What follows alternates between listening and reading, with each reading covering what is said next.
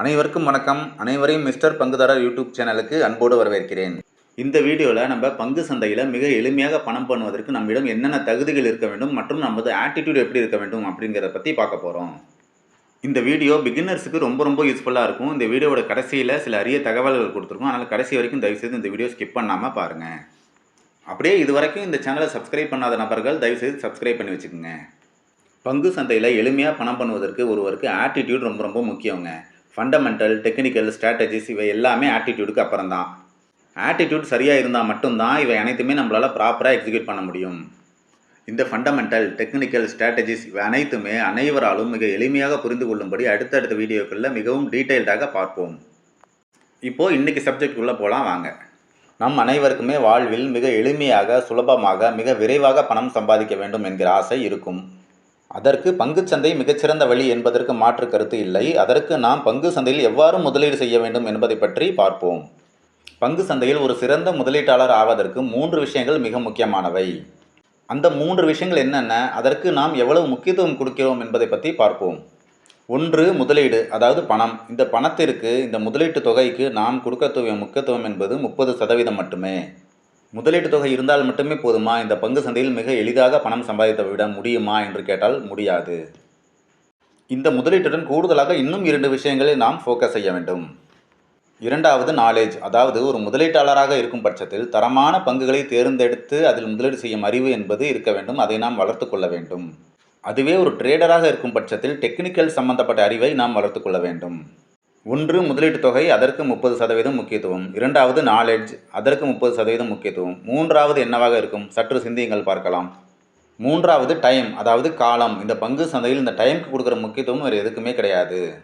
நீங்கள் ஒரு முதலீட்டாளராக இருக்கும் பட்சத்தில் உங்களிடம் நல்ல முதலீடு இருந்தும், தரமான பங்குகளை தேர்ந்தெடுக்கும் அறிவு இருந்தும், அந்த முதலீடு பெரிய அளவில் வளர்ச்சி அடைய போதுமான கால அவகாசம் கொடுக்கவில்லை என்றால் உங்களால் சிறந்த முதலீட்டாளர் ஆக முடியாது.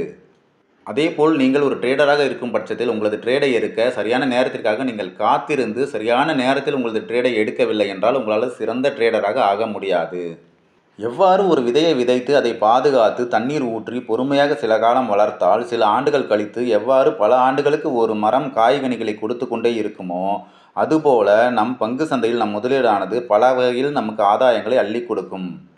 நாம் ஒரு பிகினராக இருக்கும் பட்சத்தில் முதலில் பங்கு சந்தையில் சில தரமான பங்குகளை ஆராய்ந்து நாம் முதலீடு செய்து சில காலம் வைத்திருந்தாலே நமக்கு பல வகையான லாபங்கள் அதில் உண்டு.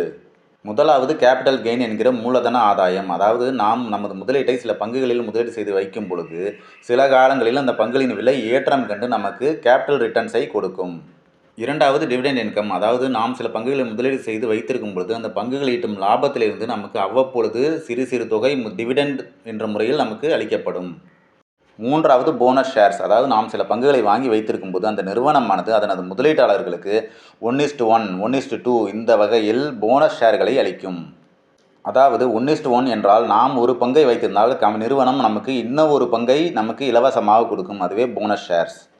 4வது ஸ்டாக் ஸ்பிளிட், அதாவது நாம் வைத்திருக்கும் ஒரு பங்கை 2 பங்காகவோ 3 பங்காகவோ பிரிப்பது ஸ்டாக் ஸ்பிளிட் என்று சொல்லப்படுகிறது. இந்த போனஸ் ஷேர்ஸ், ஸ்டாக் ஸ்பிளிட் இவை இரண்டிலும் பங்கின் விலை அதற்கேற்றாற்போல் அட்ஜஸ்ட் செய்யப்பட்டாலும் எதிர்காலத்தில் நமக்கு கூடுதல் லாபங்கள் கிடைப்பது உறுதி.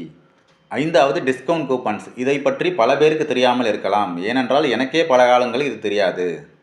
நான் சில மாதங்களுக்கு முன் பேட்டா, அப்போலோ ஹாஸ்பிட்டல் போன்ற பங்குகளை சில காலங்களுக்கு வாங்கி வைத்திருந்தேன். அப்பொழுது வீட்டிற்கு சில டிஸ்கவுண்ட் கூப்பன்கள் வந்தன. அதில் பேட்டா ஷோரூமில் நான் சென்று பேட்டா பொருட்களை 30% டிஸ்கவுண்ட் பிரைஸில் வாங்கி கொள்ள முடியும். அதேபோல் அப்போலோ ஹாஸ்பிட்டலில் கன்சல்டிங் ஃப்ரீ, பெட் சார்ஜில் 30% டிஸ்கவுண்ட், மருந்துகளில் 20% டிஸ்கவுண்ட், இதுபோல் பல டிஸ்கவுண்ட் கூப்பன்கள் எனக்கு அளிக்கப்பட்டன. அவற்றையும் என்னால் உபயோகம் செய்து கொள்ள முடியும். அவற்றை நான் உபயோகம் செய்ய முடியாமல் போனாலும் எனது குடும்ப உறுப்பினர்களுக்கோ நண்பர்களுக்கோ உறவினர்களுக்கோ கொடுத்து உதவிட முடியும். இந்த சலுகைகள் இந்த பங்குகளில் ஒரே ஒரு பங்கை வாங்கி வைத்திருந்தாலும் கிடைக்கும்.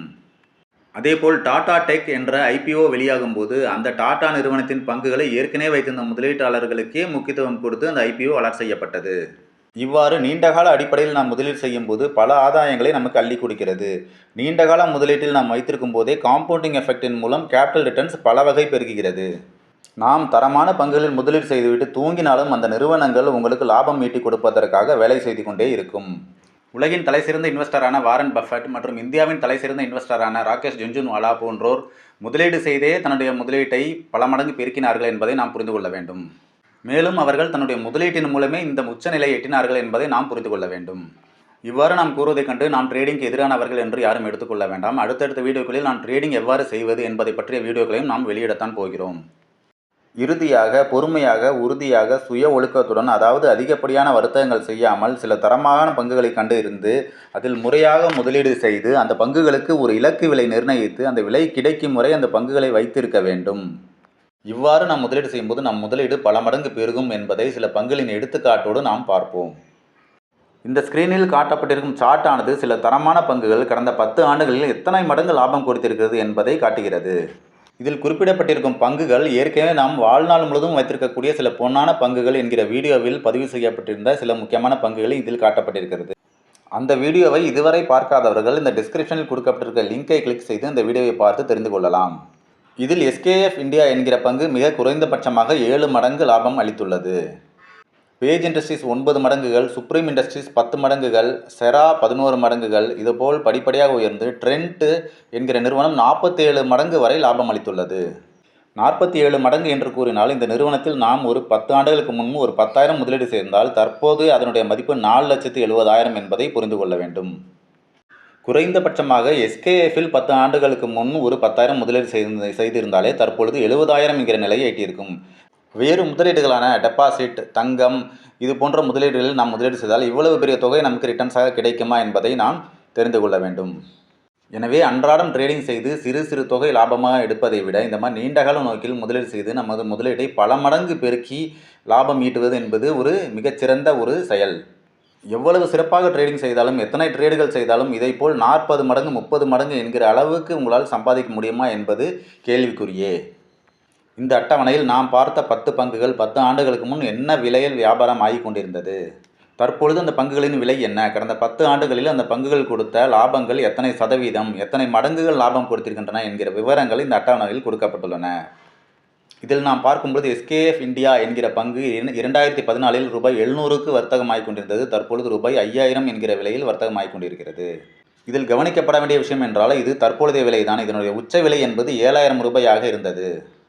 இருப்பினும் தற்போதைய விலையை கணக்கிட்டு பார்க்கும்போதே இது கடந்த 10 ஆண்டுகளில் 7 மடங்கு லாபம் கொடுத்துள்ளது. அதேபோல் அதிகபட்சமாக SRF, டிக்ஸான் போன்ற பங்குகள் கடந்த 10 ஆண்டுகளில் 45 மடங்கு உயர்ந்துள்ளது. SRF என்ற பங்கு கடந்த 10 ஆண்டுகளுக்கு முன் ரூபாய் 50 ரூபாய்க்கு வியாபாரம் ஆகிக் கொண்டிருந்த பங்கு தற்பொழுது 2250 ரூபாய் என்கிற நிலையில் வர்த்தகம் ஆகிக் கொண்டிருக்கிறது. அதேபோல் கடந்த 10 ஆண்டுகளுக்கு முன் ரூபாய் 150க்கு விற்பனை ஆகிக் கொண்டிருந்த ட்ரெண்ட் நிறுவனத்தின் பங்கு தற்பொழுது ரூபாய் 7000 என்கிற அளவில் வர்த்தகம் ஆகிக் கொண்டிருக்கிறது. இந்த அட்டவணையில் கொடுக்கப்பட்டுள்ள பங்குகளின் விலை அனைத்துமே ஸ்டாக் ஸ்பிளிட், போனஸ் போன்ற விவரங்களை கருத்தில் கொண்டு அட்ஜஸ்ட் செய்யப்பட்ட விலையே. இதை போன்ற தரமான பங்குகளை நாம் கண்டறிவது எப்படி என்கிற விவரத்தை அடுத்த வீடியோவில் முழுமையாக பார்ப்போம். மேற்கூறிய கருத்துக்களை அனைவரும் புரிந்து கொண்டு இந்த பங்கு சந்தையில் நீண்டகால அடிப்படையில் முதலீடு செய்வதே மிக எளிமையான பல மடங்கு பணம் சம்பாதிக்க வழிவகுக்கும் என்பதை புரிந்து கொள்ள வேண்டும். இந்த வீடியோவில் பகிரப்பட்ட கருத்துக்கள் அனைத்தும் உங்களுக்கு பயனுள்ளதாக இருக்கும் என்று நம்புகிறேன். இது மற்றவர்களும் பயனுள்ளதாக இருக்கும் என்று நீங்கள் கருதினால் தயவுசெய்து உங்கள் நண்பர்கள், உறவினர்களுக்கு ஷேர் செய்யும்படி கேட்டுக்கொள்கிறோம்.